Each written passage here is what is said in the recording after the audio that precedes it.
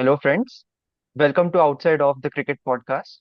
And here we are back with some content जहाँ पे India अपना कमबैक कर रहा है 3 हफ्ते बाद।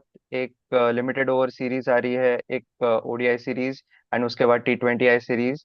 एंड आज स्टार्ट करेंगे ओडीआई सीरीज के साथ। थोड़ी ओडीआई सीरीज के ऊपर चर्चा करेंगे। इंडिया वर्सेस न्यूजीलैंड, न्यूजीलैंड का टूर है इंडिया का।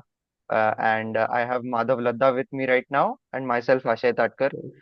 तो एक ब्रीफ चर्चा करेंगे कैसी लग रही है ये ओडीआई सीरीज। 3 ही ओडीआईज है एंड दोनों के स्क्वाड्स भी आ चुके हैं एंड उसमें उसके ऊपर थोड़ा सा हम ध्यान देंगे। So starting with the home side, India का स्क्वाड के ऊपर थोड़ा सा हम अगर गौर फरमाएं तो इंडिया के पास तो ऑलमोस्ट, अगर हम देखें तो जसप्रीत बुमराह को रेस्ट किया गया है।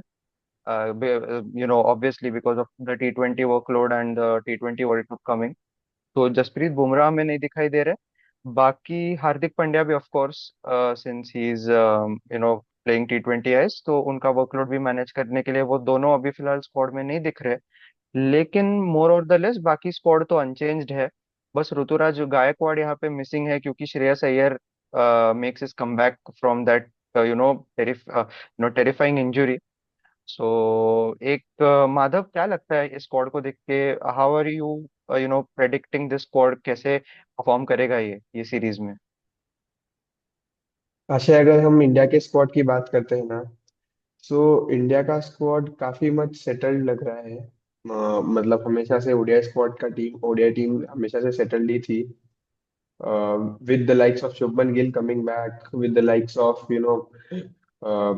Shreyas Iyer coming back, we are again वापस से ही वो रेगुलर स्पॉट्स पे चले जाएंगे। Virat Kohli, Rohit Sharma will be back in the action, so वो एक बड़ा ऑप्शन है, वो एक बड़ा जॉय ऑफ एनलाइटमेंट है फैंस के लिए। होपफुली वो कुछ रन्स बना दे जैसे पिछली सीरीज में बनाए थे, और फैंस के चेहरों पे थोड़ी खुशी मिल जाए उन्हें दो तीन, हाँ, या एक दो हफ्ते के लिए। सो डेफिनेटली इंडिया का स्क्वाड की अगर हम बात करते हैं आशय, तो जैसा तूने बोला, अर्शदीप सिंह को, सॉरी, जसप्रीत बुमराह को छोड़ के बाकी पूरा स्क्वाड एकदम सेटल्ड लग रहा है। वैसे ही पूरा स्क्वाड सेटल्ड है, पुराना ही वो साउथ अफ्रीका वाला और ऑस्ट्रेलिया सीरीज वाला स्क्वाड है, तो कुछ ज्यादा चेंजेस करने का नीड था नहीं। कैप्टन आ गए हैं टीम में, तो शायद एक और अच्छा बैलेंस मिलेगा टीम को, एक और अच्छी एडवांटेज है टीम के लिए। सो इंडिया का स्क्वाड तो more or less likely to be that kind of perfect squad which you can have. Hmm. So अभी अगर हम देखते हैं ना कि अगर हम साउथ अफ्रीका के न्यूजीलैंड के बारे में बात करते हैं, तो उनका अगर हम स्क्वाड का एनालिसिस करते हैं, तो ऐसा लगता है कि वो तो उन्होंने एक सेकंड स्ट्रिंग स्क्वाड भेज दिया है। Hmm hmm Williamson, Santner, Tom Latham, Rachin Ravindra, Jacob Duffy कोई भी स्क्वाड में नहीं है। सो ये तो एक ऐसा लग रहा है कि एक फॉर्मेलिटी के लिए स्क्वाड भेजा है, क्योंकि सीरीज शेड्यूल्ड थी और आपको खेलना है। सो मैं शॉक्ड हूँ और सरप्राइज हूँ न्यूजीलैंड का स्क्वाड सिलेक्शन को देखते हुए, और उनके प्लेयर्स को भी देखते हुए, जैसे लाइक केन विलियमसन ने T20 या इसको प्रायोरिटाइज किया है इनको छोड़ के। So like I am pretty much very much shocked कि न्यूजीलैंड का ये स्क्वाड है। अक्षय, क्या कहना है आपको न्यूजीलैंड के स्क्वाड के बारे में, और क्या लगता है न्यूजीलैंड का स्क्वाड इंडिया के स्क्वाड को टक्कर दे पाएगा, या मतलब ये तो मुश्किल ही लग रहा है। हाँ, आई थिंक ये न्यूजीलैंड का स्क्वाड देख के बहुत डिसअपॉइंटिंग लगा मुझे, क्योंकि बहुत सारे, लगभग 6 से 7 उनके मेन प्लेयर्स यहाँ पे नहीं है। जैसे कि आपने कहा Rachin Ravindra, Mitchell Santner, Tom Latham, Kane Williamson, Jacob Duffy, Matt Henry. अब तो मैं नाम भी याद नहीं आ रहे, इतने सारे नाम मिसिंग है। तो एंड उसमें भी कैसा है कि चलो Mitchell Santner and Matt Henry का तो समझ सकते हैं, एक ग्रॉइन इंजरी से सफर कर रहे थे, एक काफ इंजरी से रिकवर हो रहे हैं। सो उनका तो समझ में आता है। साथ में टॉम लेथम ठीक है, पैटर्निटी लीव पे है। केन विलियमसन ने ऑप्ट आउट किया है। एंड ये समझ नहीं आ रहा एक्चुअली कि ये स्क्वाड कैसे compete करेगा इंडियन स्क्वाड के साथ, क्योंकि इंडिया का स्क्वाड तो फुल स्ट्रेंथ है। मतलब लिटरली जस्ट 2 लोगों का वर्कलोड हमने मैनेज किया, बाकी तो हमारा स्क्वाड बहुत ही ज्यादा स्ट्रांग है अभी भी। सो मुझे नहीं लगता कि ये स्क्वाड टक्कर दे पाएगा। आई आई रियली होप इंडिया 3-0 से एक व्हाइट वॉश कर दे एंड जरा साल की शुरुआत एकदम शुभ शुरुआत हो जाए। एंड एक और फैक्टर है वापस, जैसे कि हम कहते हैं रोको वापस हमें दिखेंगे खेलते हुए। एंड करंटली विजय हजारे में भी दोनों ने बहुत ही बढ़िया परफॉर्म किया। एंड उसी के साथ एंड ये बार जब सीरीज खेलेंगे तो वापस world number one world number two बन के खेलेंगे। जब ऑस्ट्रेलिया का टूर था तब बहुत सारे सवाल थे एक्चुअली। एक्चुअल में सवाल नहीं है क्योंकि वो ओडीआई के लेजेंड्स है, स्टॉलवर्ड्स, हमें पता है। लेकिन फिर भी क्रिटिसिज्म कुछ ना कुछ तो चल रहा था पीछे। बट वो ऑस्ट्रेलिया सीरीज, उसके बाद साउथ अफ्रीका करते करते अभी वो वापस world number one world number two है। एंड वो अभी अभी उनका अंदाज कैसे रहेगा खेलते हुए, क्या लगता है माधव रोको? आशा, रोको तो हमेशा से ही इंडिया की जान रह चुकी है और रहेगी भी। दिल और सो धड़कन। यस, दिल और धड़कन। सो रोको का तो मेरे को नहीं लगता कि वो अपना अंदाज में कुछ चेंज करेंगे। वो लोग जैसा खेलते आए हैं वैसा ही खेलेंगे, जो वैसा ही वो साउथ अफ्रीका में भी वैसा खेले थे, वो विजय हजारे ट्रॉफी में भी वैसा ही खेले थे लाइक विराट कोहली।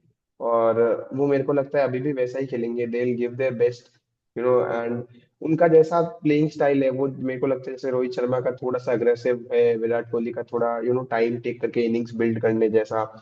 सो वो अपने स्टाइल पे खेलेंगे और होपफुली वो कुछ रन्स बना दे तो डेफिनेटली हम जैसे फैंस के लिए एक साल की शुभ शुरुआत हो जाएगी। रोको के बैट से रन आ गए। सही कहा, ये सही कहा। ये एक एक ओडीआई सीरीज को लेकर मैं एक और चीज कहना चाहता था आशय, कि ये ओडीआई सीरीज, मेरे को तो लगता है कि ये ओडीआई सीरीज इंपॉर्टेंट रहेगी इंडिया के लिए, क्योंकि आगे आपको वापस यू नो T20 सीरीज खेलने हैं, फिर T20 वर्ल्ड कप खेलना है। सो होम ग्राउंड पे अगर आपके पास कुछ मैचेस मिल जाए T20 वर्ल्ड कप से पहले, तो वो डेफिनेटली हैंडी होते हैं आपको। जो कुछ प्लेयर्स है जैसे कुलदीप यादव है, या आप जैसे हम लोग देखते हैं कि अर्शदीप सिंह हुए,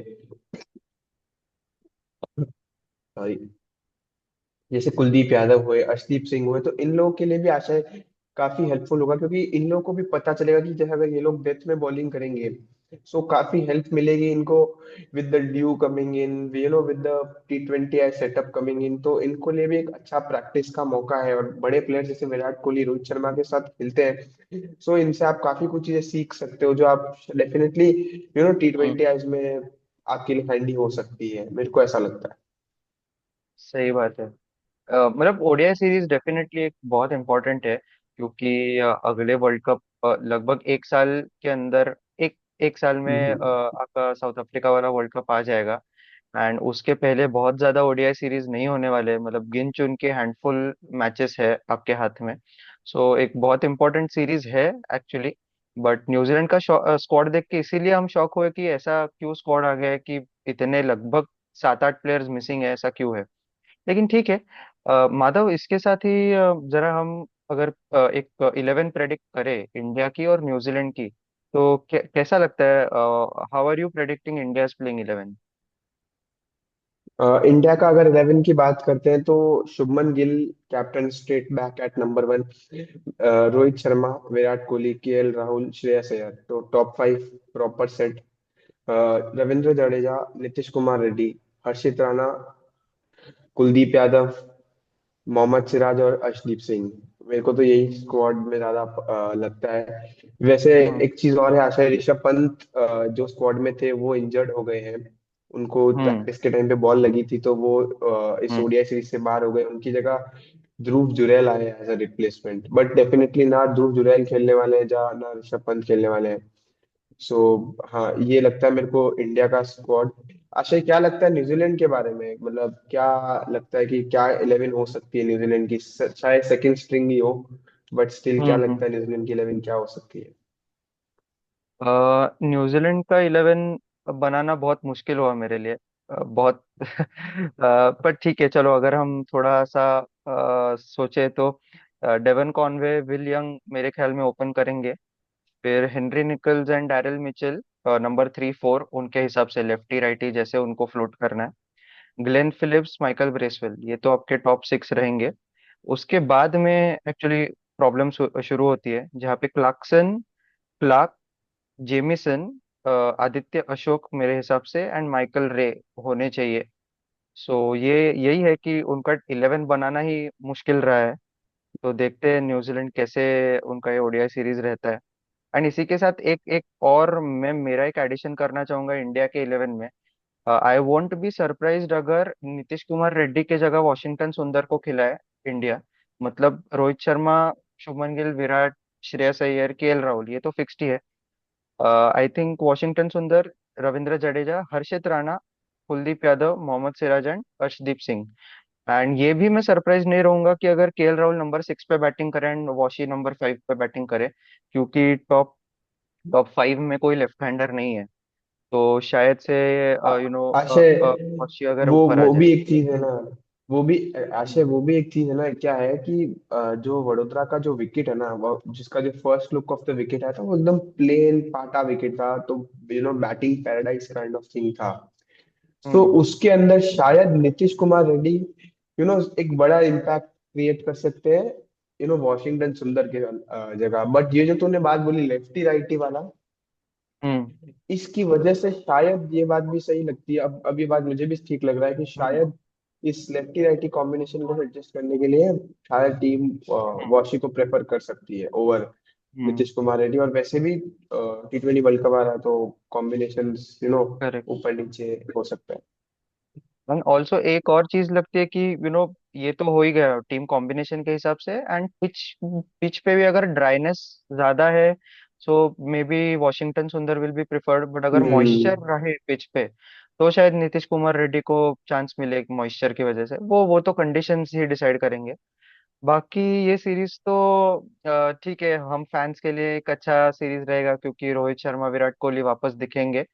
एंड एक एक आई थिंक वी मैं तो एक्सपेक्ट कर रहा हूँ white wash 3-0 in favour of या इंडिया। क्या सेम लगता है Madhav? Same same same 3-0 in India क्या- फेवर। क्योंकि एक आई don't think India should lose any one of the ODI matches, क्योंकि ये तो अगर हम अनएक्सेप्टेबल रहेगा। हारते हैं तो हमारी गलती रहेगी, मतलब लाइक हाँ हाँ अगर हाँ। हम हारते हैं तो ऐसे हम लोगों ने ही कुछ ना कुछ गलती किया होगा। न्यूजीलैंड की यस ये यस। जो करंट टीम है, ये मेरे को नहीं लगता इंडिया की जो करंट टीम है जो प्लेइंग खेलेगी हाँ, उसको हरा सके। सही बात है, सही बात है। तो लेट्स और I expect. Don't think anything, I also don't think anyone getting rested in this squad, hmm. Because क्योंकि सारे ही जो टॉप 5 प्लेयर्स है, टॉप 6 प्लेयर्स है, वो सारे ही ओडीआई प्लेयर्स है जो केवल ओडीआई या टेस्ट मैचेस में कुछ खेलते हैं। सो बाकी सारे तो ओडीआई खेलते हैं। I don't think also anyone पूरा in this series getting rested.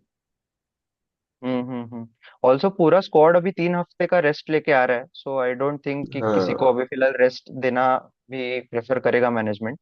सो एक अच्छा अच्छा सीरीज है हमारे लिए। एंड आज 11 जनवरी से शुरू होगा। तो let's expect some fireworks and some good performances from our players.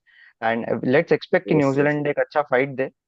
सो चलो यस माधव यस। भाई, इसी के साथ 3-0 की उम्मीद लेते हुए आपसे मिलते हैं बाद में ओडीआई सीरीज के बाद में, वापस एक बार इसका रिव्यू करेंगे। एंड आई होप ऑडियंस को ये वीडियो पसंद आया हो। Do do share your feedback, आपका प्रेडिक्टेड 11 न्यूजीलैंड के लिए, इंडिया के लिए जरूर पोस्ट कीजिए कमेंट्स में। And do share this video to your friends and subscribe to our channel outside of the cricket podcast. चलो ठीक है, टाटा बाय बाय माधव भाई, मिलते हैं। बाय।